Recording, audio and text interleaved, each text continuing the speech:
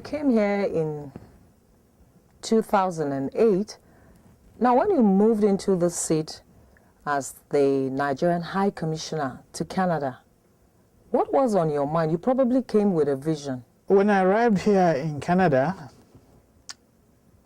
I was aware of the awesome responsibility of being chosen from among a country of 160 million people to be one of the ways through which my country's foreign policy was going to be articulated and presented. And I do know that the country's foreign policy is the best way through which the country wishes to be seen in the international community. And therefore, I knew from the onset that I had to be the best product that my country could send to Canada. I was also aware of my charter, my missions charter, which was to come and to bring the strongest relationship between Canada and Nigeria. There was no question that relationship were not in its premium stage, and this was because of historical reasons, driving back through the military years, how Canada became the one country that stood out to hold Nigeria accountable and led the motion for the suspension of my country, Nigeria, from the Commonwealth. So I was aware of this. Now the differences were that as every country's foreign policy is often also determined by its domestic policy, activities within Nigeria, government policies, and what was happening in Nigeria at any given time would determine how Nigeria was perceived by the international community, especially here in Canada, where this country prides itself on values, and freedom. So people became quite critical. My few weeks in the office here, I was amazed that Canadian students in elementary schools are so aware of happenings taking place in Nigerian villages. And often I would receive letters from them complaining about human rights abuse, complaining about different kind of things in Nigeria. Now, it became clear that there was a need, first and foremost, to employ cultural diplomacy, to bring people together, to come to an understanding of themselves, which could best be done in culture. And we employed that successfully. But we continued to explain Nigeria, to present Nigeria, to become a major advocate for Nigeria. And one of the challenges here again was we had a very robust Nigerian diaspora community, but they were not united. People aggregated on their ethnic groups or their village groups or their states groups, but there were no groups of people speaking for the whole of Nigeria. So we set out to meticulously advance the need to have pan-Nigerian groups across Canada. And I was lucky. I was lucky because the quality of Nigerians in Canada is very high value. These are professionals, most of them. And they don't want to waste their time if anything is going to really be a distraction. But the more we're able to reach out to them, the closer they came to one another, and they formed pan-Nigerian organizations. And today, I am proud that they can stand up as a group to advance the cause for Nigeria. But at the same time, they are here also to hold Nigeria accountable. Like Nigeria, Canada also allows a citizen to have dual nationality. And Canada particularly is very happy if you are a Canadian and also you have another nationality. I found this really quite revealing and also very helpful, because the Nigerians here who were not proud about their Nigerianness were now being encouraged by us to come out proudly and be Nigerians in Canada, and thereby enhance Canadianness, multiculturalness, and diversity in Canada.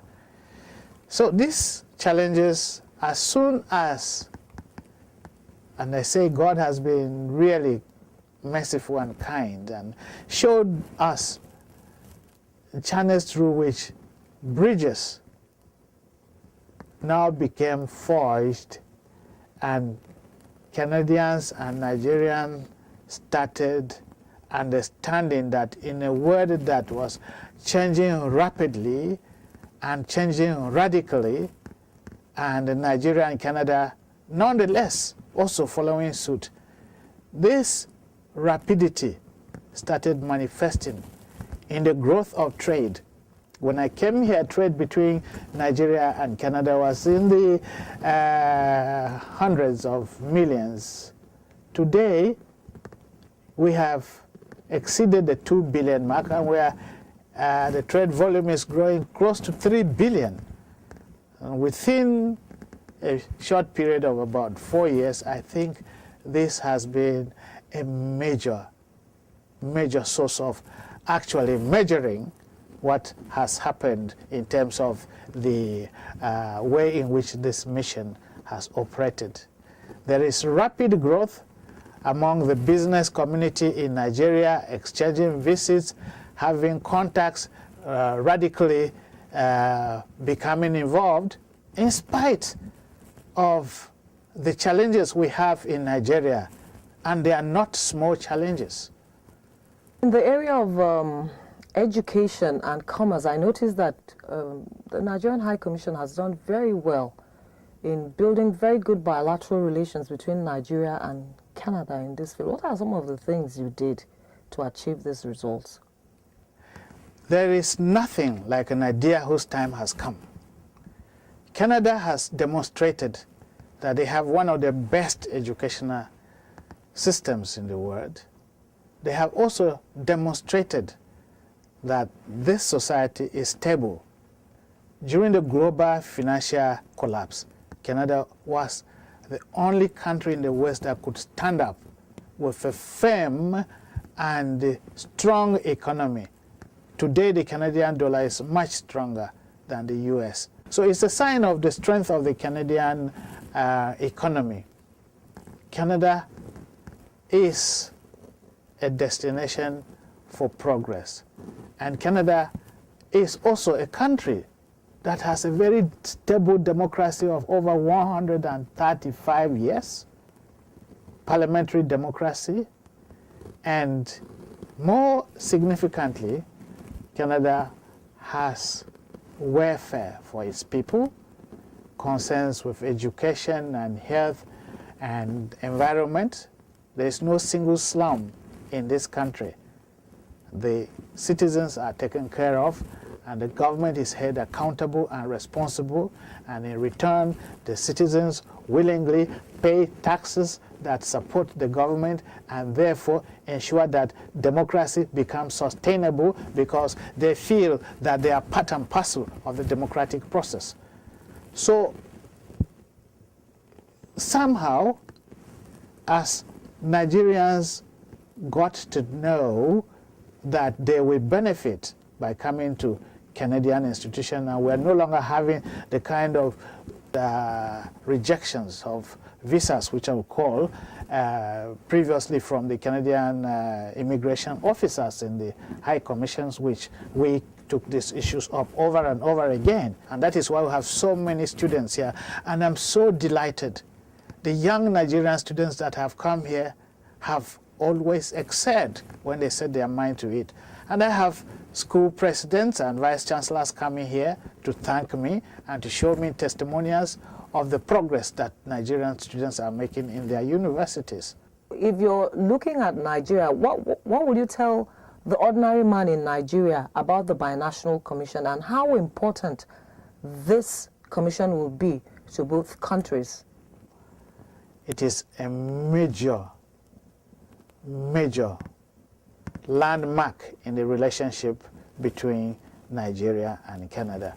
And why it is so critical is that all the achievements in the past have been individual institutions and individual regions. We will now have a national directive on having Nigeria and Canada look at education and how they are going to make it more effective between the two countries, on health, on security, on food security.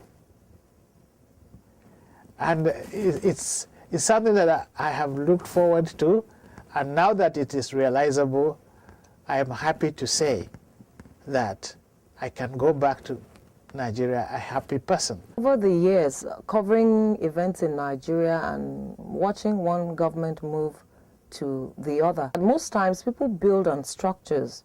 They make sure that they have a firm foundation, there's a very good structure on ground. But when the successor comes in, they somersault some of these policies and structures that are on ground, and then they start all over again.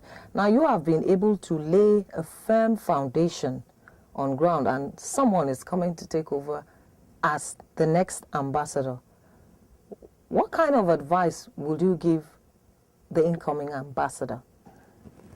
You're asking actually to see my hand in our notes. Well, actually, Nigeria is a very rich country, not just rich in money, but in human resources. Now, before I came here, there was an ambassador, and he did his best. He advanced Nigeria's foreign policy. But every period and time has its own challenges. I came here not as a career ambassador, and I saw things a little bit differently, but also because I had my own training and I was bringing a different perception, maybe in aspects of cultural diplomacy and my experience as a politician and as an academic and as a poet and as a playwright and as somebody who was massively involved with the people. We're coming here with a policy of citizenship diplomacy. So we had three major roles that we played: citizen diplomacy, cultural diplomacy, and economic diplomacy. Now, on this tripod, I believe that my successor will go to higher heights. He's not starting at a level of stagnation because of historical animosities or an inheritance of a certain timidity by the people themselves. When I came here, I kept using the imagery of a courtship between one country and the other. And my imagery was of Nigeria being the suitor and Canada being a young, beautiful maiden who was being courted. But there's an older man to the south, and this strange African, strong, virile young man that wants her too. So my successor will inherit a consummation of this beautiful marriage. He will preside over it. It took a hard time for me to actualize the courtship process, but it's over. And I believe that Nigeria will bring the correct person to come and preside over this marriage. I have no doubt my country is capable, and the president will send a man befitting the status of Canada.